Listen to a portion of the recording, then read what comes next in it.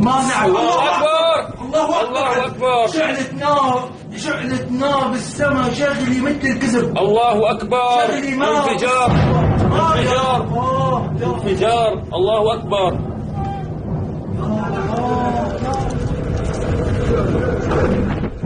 انفجار قوي. الله أكبر. الله أكبر. انفجار كبير. الله أكبر. انفجار مستودع ذخيرة.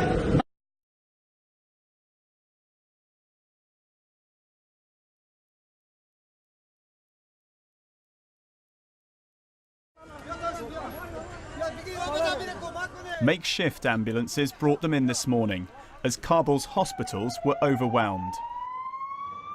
At least 80 people killed when a huge truck bomb exploded during rush hour. Several hundred people were injured. It is one of the worst bomb attacks in Afghanistan in years. I heard a terrible sound and became unconscious. I opened my eyes and found myself under the desk. Blood was coming out of my shoulder. It was a dreadful explosion.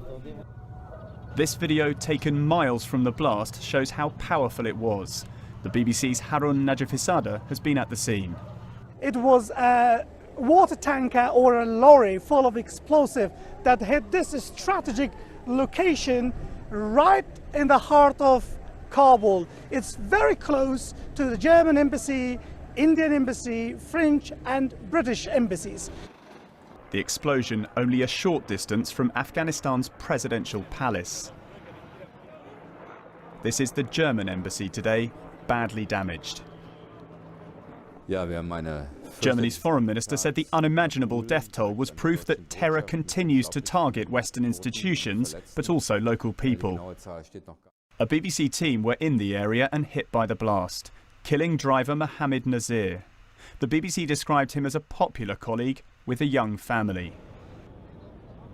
NATO and some British troops are still based in Afghanistan, but the fact that militants were able to get such a large bomb into the city's heavily guarded political zone shows how fragile Afghanistan's security picture has become.